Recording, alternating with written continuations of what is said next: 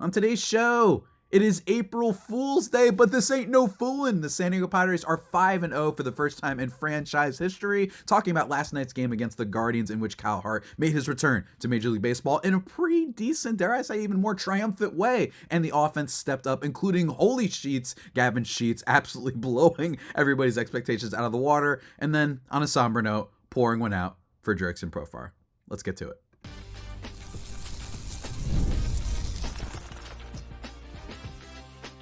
You are Locked On Padres, your daily San Diego Padres podcast. Part of the Locked On Podcast Network, your team every day. Greetings, ladies and gentlemen, and welcome to another edition of Locked On Padres podcast, which is part of the Locked On Podcast Network, your team every day for Tuesday, April 1st. As always, I'm your host with sometimes occasionally, but certainly not always the most, Javier Reyes. You can follow me on Twitter /X and Blue Sky at Javipeno, Javiiipeno. I hope you guys have been enjoying the season content so far. Gonna be doing more short form stuff. I've even done some TikToks. Crazy, I know. Crazy, my ugly mug in even more places. Pretty wild, right? But also, guys, let me tell you, today's episode is brought to you by FanDuel. Right now, new customers can get $200 in bonus bets when your first $5 bet wins. Go check that out, guys. In today's show, we are recapping last night's lovely, lovely victory. And let me tell you, the vibes are good, guys. The vibes are good for a team that, and in my opinion, I think that everything really did change after the Jose Iglesias and Nick Pivetta signings. Because those signings were like, okay, cool, this is a team that's still going to be able to try. They're not going totally broke the way that the lawsuit made us feel, the way that the Roki Sasaki signing made us feel, the way that, frankly, the entire offseason, forget Roki for a second, the entire offseason for you to come one game away from the Dodgers and then to follow that up with not a lot, it made us think, oh no, we're heading back to the dark days and all that stuff. And so the vibe did increase preseason, but overall, there was still a little bit of pessimism heading into the season, for sure. Like, it ain't no fooling, right? There was definitely some cynicism about this season, including from yours truly. But I do think that we were at least like optimistic, and we said, you know what, it could still be a competitive team. That's where I was at. I was like, you know what, it's still going to be a competitive team. At the very least, they're going to try, right? At least we're not, frankly, the Cleveland Guardians, where like we don't really care about winning that much. We just pretend we do, right? But let me tell you, everything has been absolutely firing on all cylinders for this team so far. Let's get into it. Mr. Kyle Hart making his return to the San Diego Padres. Well, specifically to Major League Baseball, but making his return to the Padres. He goes five innings in this one, only gives up 2 earned runs on 5 hits, 1 walk, and 4 Ks. He does give up 2 home runs. One of them to Jose Ramirez in the top of the first. You know what? Welcome back to Major League Baseball, man. Jose Ramirez, very good, if you guys haven't heard. And he also gives up a home run later on in the top of the 3rd inning to Austin Hedges, which, not great on that one. But overall, what I think has been so fun about this Padres team so far is the fact that, like, they didn't even get their best performances out of some of their best players in this rotation, right? With Dylan Cease, with Michael King. It's just really fun. And then Yu Darvish is on the IL. It's very funny that, like, we've had this sort of situation transpire where the back end of the rotation, which was the bigger question, has produced so far. And they are indeed 5-0 for the first time in franchise history. Amazing stuff. And I think that with Kyle Hart, it's hard to analyze a guy like this. I will say this. The last time the Padres did something like this, an international player that got signed for nothing, who was not very remarkable when he was here, but he comes back over and he does pretty well. I think that Nick Martinez is the obvious first name that comes up because Nick Martinez added some stuff. He added some velo, and voila, he was actually a lot better. And what I saw from Kyle Hart last night was, granted, this is not a great Guardians like offense, right? Frankly, they rarely have a great offense, but even still, aside from the 2 home runs, I thought he looked okay. He generated 6 whiffs on his changeup, which I think was the most impressive thing of the night. And his sweeper was solid, if not, albeit unspectacular. I think the key here is going to be, though, what is the pitch mix? Because last night he threw 26% of his pitch count with sweepers, then 25 was a changeup, then sinker, 19, and then 15 for sliders, and then 15 for fastballs, right? Like, he was a little bit all over the place. He's clearly still tinkering with some stuff. But I still like what I saw. I thought that this was a guy who came in there with decent confidence. He had a couple, like, dots outside the strike zone in particular, right? Like, genuinely some dots, right? And I think that while there are going to be questions going forward about like which part of this rotation works, which part of which part of his pitching repertoire stays the most. I think that he looked pretty good. I think that the sweeper had a lot of break, especially against the lefties that he faced last night. I think the changeup didn't, necessarily rise as much as you might like, but it was okay. I think we're going to see, though, with the secondary offerings, what can he do with the fastball, slider, and sinker? And frankly, is he a guy that may need to add a cutter on certain pitchers, right? Maybe against righties, what does he go for, right? Being a lefty, maybe he wants to have something that bites a little bit more in on righties and whatnot. So that's going to be something to pay attention to. But overall, I just am just so impressed with what I saw for a guy making his return, right? Like, yes, he gives up the home run to Jose Ramirez to start things off, but I think he looked really solid. But similar to, say, although not even nearly the same stuff and not the same player, similar to Michael King last year, I'm really curious to see how the pitch mix evolves or devolves, and that could be for the better, as the course of the season transpires. I'm really excited, and I think that this Padres rotation, maybe they know a little bit of what they're doing. Right? It's possible. We've been talking for a long time this offseason that the Padres have actually not gotten a lot of credit, in my opinion, biased opinion, of course, that the back end of their rotation has actually produced quite well over these past few seasons, which says a lot considering that this Padres organization is not necessarily one known for pitching development, right? But I think when you look at last year, what you were able to get out of Michael King, making Dylan Cease an even better pitcher, you got out of Martin Perez, granted in a smaller sort of sample size, but still you did get a lot of value out of him. And then 2 years ago, when you picked up Michael Wacha and Seth Lugo, they were really good. You can look at the Zach Davies year. You can look at some back-end guys that have really produced. They're pretty good at pitching. Guess what? Investing in a pitching lab and having Ruben Niebla tends to produce good results, let me tell you. So I'm really excited about what I saw from Kyle Hart. But of course, that wasn't the only story from the game, folks. That wasn't the only story. We got to talk about someone very special, and that is, believe it or not Fernando Tatis Jr., who was very great in this one. 2 for 5 with this one and an RBI. Manny Machado 3 for 5 in this one with a stolen base as well. So that was really cool. Luis Arraez, 1 hit in this one. 1 hit. But he did have a liner. He did have a shot at one point in this game that is worth talking about, that, like, it's coming. It's obvious that it's coming.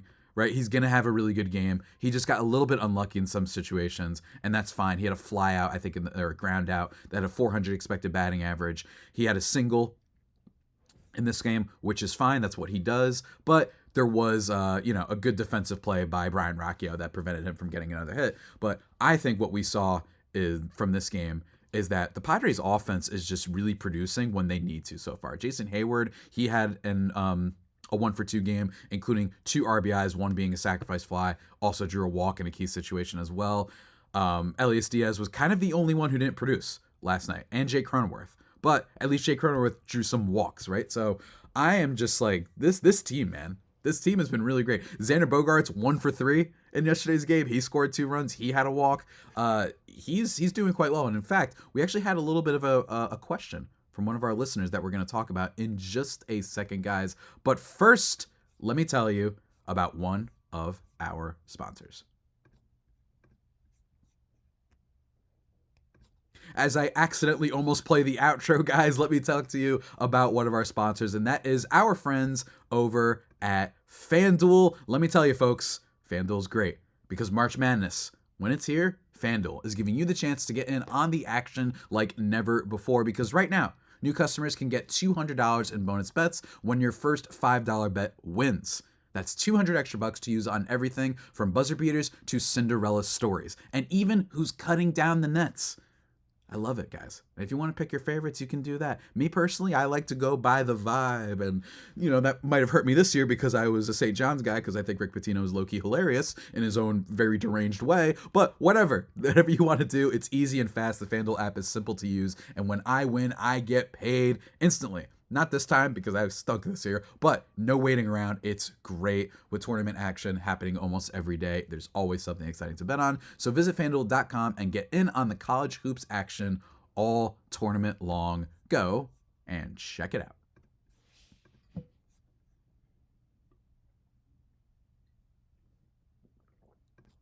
And just like that, everybody, we are back, thriving and most certainly vibing here on the Locked On Padres podcast. Let's talk a little bit more about the Padres offense and what have you. Xander Bogaerts actually got a question from my guy, David Lamper at General Zod's Army, which, by the way, pretty evil handle, man.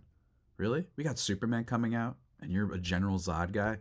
My Lord almighty. But he says, so quick question. It looks like Xander is doing a lot better, isn't he? Also, looks like he is not hitting the ball hard, but some doubles have been getting through. Is that what the data shows? Well, he actually has been hitting the ball hard. As we talked about on Monday's podcast, in Friday's game, he actually had his hardest hit ball, a double, an RBI double, that he'd had in 3 years, since 2022, in fact. And that was like his really great seasons with the Red Sox, right? With the Red Sox, he was starting to hit the ball a lot harder. And that's when everyone was like, oh, wait, by the way, Xander Bogaerts is like going to get paid, right? This is a good player. He's been in the league for a long time. And he always has been good at ripping doubles.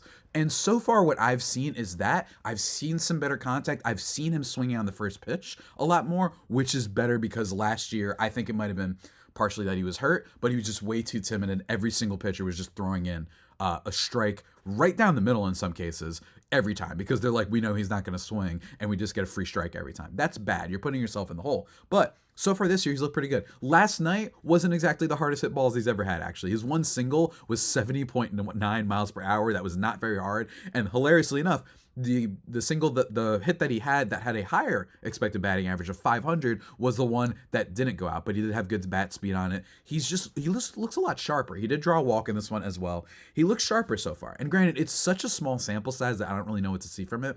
I'm not seeing, oh my God, the version of Xander Bogaerts that we saw in Boston in 2023. And for those who don't remember, Xander Bogaerts in 2023 was a 6-win player, right? Like, he was absolutely phenomenal, partially because his defense improved so much.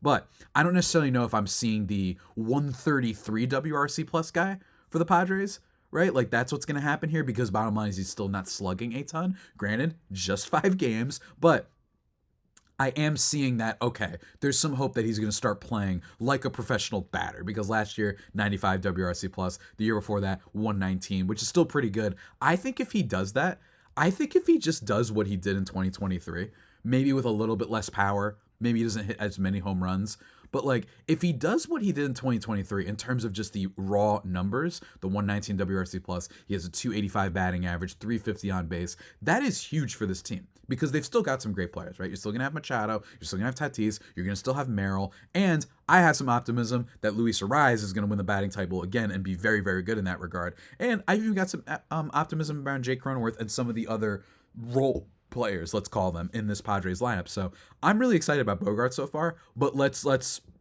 it's not. I'm afraid to say we're back, right? The one batter that I think you can look at in terms of small sample size that has been a little bit more exciting for me has been Tatis, because every single appearance, they're trying to get him to swing low and outside, and it hasn't been working.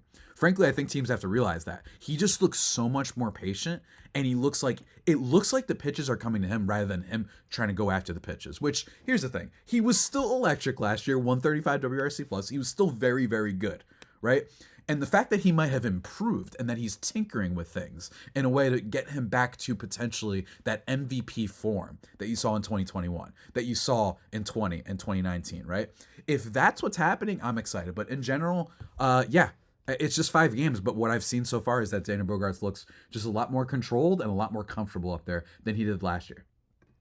And let me be clear, like, it wouldn't be shocking if Xander Bogaerts is okay. And I actually think that Xander Bogaerts, by the way, and speaking of the hard hit stuff, like, he's not a player that hard hit is the ultimate indicator of him. For me, it's just like, can it stop going down? That's a problem. If you show any signs of improvement and getting back to where you were in previous years, that's good. He's never been like a super hard hit guy, right? Like, yes, he had that one year where he hit like 30 home runs in Boston, but that wasn't normal, right? Like, it was also the juiced ball era too, back in 2019. So that's fine. I'm okay with that not necessarily returning.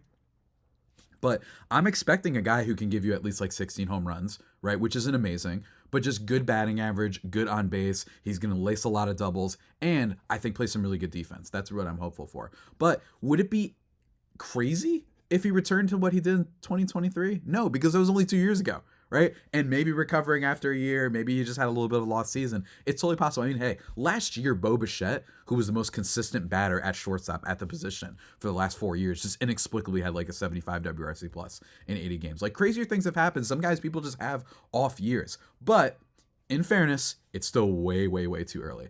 Speaking of way too early, let me tell you, Gavin Sheets, the MVP of the Padres so far, had an absolutely electric game. I didn't mention him in the rundown before, but he is the hero right now. 3 for 3 last night with 4 RBIs and a walk, a 4 base game for our guys. Look, so far, this man has a hard hit rate of 66.7%. He's been crushing the ball whenever the opportunity has come. And I, for one, am a fan of it. Let me tell you. But here's the thing. It's still Gavin Sheets, so you got to wait a little bit and give it a little bit of time to see exactly what we're getting here. But 104 miles per hour getting a single. He had the big double that cleared the bases and brought in all the runs to begin with. He had the walk. He had another double as well. I just think that what we're seeing from Gavin Sheets is just maybe it's a mirage, right? There have been guys who have shown mirages before. Everybody knows that famously Eric Hosmer was amazing. But the difference is that Eric Hosmer was also putting the ball on the ground a lot, and he had like a 445 BABIP, right? So that told you that he was definitely due for some regression because he's not fast enough to make up for the ball being on the ground all the time, right? In the case of Gavin Sheets, what I'm seeing right now is just a guy who's on a bit of a stretch, and I'm happy that he made the team, right? But it's also important to know that this guy has had not a great career so far. He's shown some power before. Some people are calling him Dairy Bonds, which is really, really funny for the record, but he has not exactly been all that impressive for most of his career, right? His highest wins above replacement total was 0.5, and that was his rookie year when he only played 54 games, right? He's a liability defensively, which is why I think the Padres are like, you know what? We'd love to just have this guy as our DH, which I'm okay with. And you just got to ride the hot hand for as long as it lasts. I don't know if it's going to last. Yes, he's young. And yes, as we talked about prior to the season, hey, crazier things have happened in the sense that this guy was on the White Sox and they don't know what they're doing anymore. So, frankly, they might not have ever known what they're doing. So maybe the Padres just snuck in and picked someone up that was going to be pretty helpful. But even if this just lasts like a couple weeks, I'll take it. Because, as I've talked about on this show, I'm really optimistic that some of the depth options that the Padres have, whether it be Tirso Ornelas, whether it be Eggy Rosario if they come to their senses, whatever, maybe there's a guy out there that they want to sign. I think that they could get decent value out of some guys. Brandon Lockridge, maybe he shows up. Maybe he's going to be better defensively. But bottom line is the Padres offense has just been very clutch so far. That doesn't mean that it's amazing, though, right? It's really important to note that it's not like they've been smacking the heck out of the ball out of the park, not getting a lot of home runs. They've just been getting all the hits when they need them. And as I've said many times before, the Padres were first in high leverage situations last year. They were up there in regular scoring position numbers as well. And if you're like number one by such a far amount, even better than, say, the Dodgers last year, even better than Philly, even better than the D-backs, better than some of the best offenses in baseball, it tends to have a little bit of a regression. You're not just going to be insanely clutch 2 years in a row. The same way in 2023, you're not going to be insanely choke job artists 2 years in a row, right? So it's somewhere in the middle. So I'm still waiting to see where this offense is heading, right? Is this an offense that can drive in runs? Of course, but let's also keep in mind they've always hit with guys when they needed to before, right? So I'm still optimistic, though, because there are some guys that aren't hitting yet. Cronenworth basically has only had one moment. He had the big home run, which is awesome. Let me be very clear. Basically won them the game. We love you, Jake. We love you very much. But he's still just batting 200, 368 on base percentage so far, and has it better against lefties in the little sample size that we've seen so far, which is great. But Luis Arraez, he's not hitting yet. We know he's going to start hitting for sure at some point. Like, that's pretty much a guarantee that that's going to get better. I'm curious to see, though, how Bogaerts, how Manny, how the rest of these guys mesh together, and if they can make up for, admittedly, just not having the greatest lineup in the world. But let me tell you, bullpen, last thing we got to talk about, once again looked awesome. Alec Jacob, I actually got a couple texts about him last night, which is really fun. For my guy, Clay, he texted me, he was like, dude, who is this Alec Jacob fellow? And this is why I was so high on the Padres bullpen heading into this year. He generated 5 whiffs on 14 swings. He looked really good. The sinker was on point. The 4-seam fastball. His stuff is good. Now, He doesn't get any strikeouts in this game. He does give up 2 hits, right? But what I'm seeing is there's a lot of good potential here, man. Like, there's a lot of good potential here. He might not be an amazing relief guy this year, but I think the fact that he's kind of almost in this rotation of relievers, because remember that Sean Reynolds and Brian Hoeing got hurt, and that's a big deal, right? Like, they have all of these other options. There's probably someone else I don't know about coming in to this team later on. The bullpen factory, dare I say, is a thing for the Padres. And what I've seen so far is that that's the key. If they can just have the stars producing, if Hart, Vasquez, Pivetta are just okay, frankly, and I actually expect more from Pivetta, the bullpen is what they're hoping carries them. And what we saw from this bullpen was electricity last night, folks, including from someone that I told y'all to watch out for. I was screaming from the high heavens all offseason about him. All offseason. My boy Yuki Matsui. But before we talk about him and then pour one out for our guy Jurickson Profar, I need to just take one more second, guys, to talk about one of our sponsors. And folks, that sponsor is our good friends over at the house that supplies, folks. That's right, Supply House. Let me tell you about them, because whenever you're in need of plumbing, HVAC, or electrical work, Supply House is the reliable way to order products online. Their easy-to-use website is packed with helpful resources and the latest product info to help you get the job done right. Plus, with a complete inventory of over 200,000 parts from 400 plus top brands, you'll find exactly what you need delivered fast from coast to coast. And if you need help with an order, Supply House offers expert support and industry-leading service, so you'll always talk to a real person. And for trade pros looking for an extra edge, their free Trade Master program offers exclusive perks like a dedicated phone line, free shipping, and discounts on every order. Thousands of skilled professionals are already taking advantage. Now it's your turn, guys. So join the Trade Master program today at supplyhouse.com/TM and start ordering plumbing, HVAC, and electrical supplies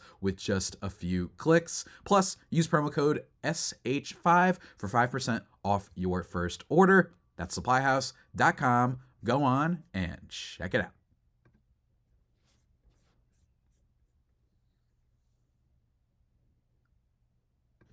And just like that, we are back thriving and vibing here on the Locked On Padres podcast, guys. Let's talk about my boy Yuki Matsui, baby. Let me tell you, this man absolutely dealt last night. 1 inning, 3 strikeouts by way of the K. And what I think was so great here is that they just can't touch his stuff. This is why I was so optimistic about him heading into this year. No one hit the splitter. 3 swings, 3 whiffs. No one hit the sweeper. 2 swings, 2 whiffs.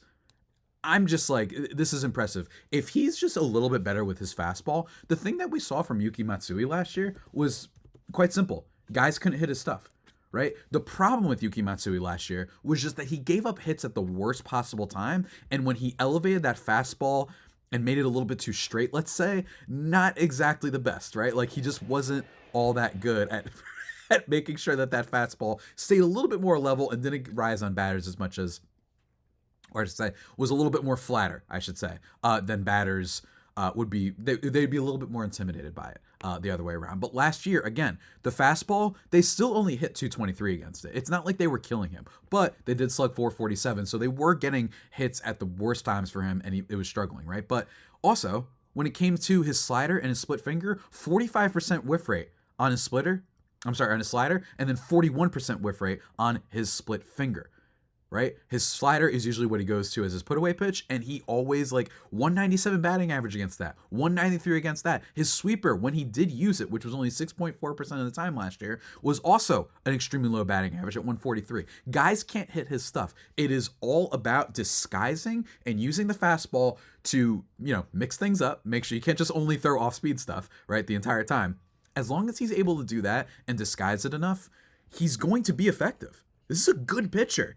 And he's been in big situations before, whether it be in Japan or it be here in the majors. He's very good. And while, yes, it is the Guardians, not exactly the most daunting lineup in the world, I was just so damn impressed with what I saw yesterday, and I've been impressed with what I saw from him this year. That's why, even if my preseason prediction that Robert Suarez might have a bit of a regression, I'm just not that worried about it, because I think that there are so many guys in the bullpen that can pick up for the slack that whatever happens, right? Like, whatever happens, I think that they can make up for it. But I mean, this guy got a strikeout of Steven Kwan, a swinging strike on a sweeper.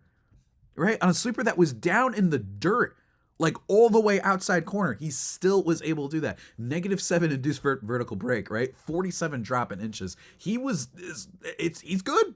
I'm telling you, this guy's good. And honestly, if Suarez regresses to the point where he's really unplayable, do not be surprised if Yuki Matsui gets some more high leverage attempts this year. And then you've got Estrada, right? Come on, man. I'm telling you, this Padres bullpen's good. I'm really excited about it. But let's close out today's podcast by talking about some very sad news, ladies and gentlemen. The Padres Friar Faithful community is in shambles. Well, not in shambles, but we're just very sad right now.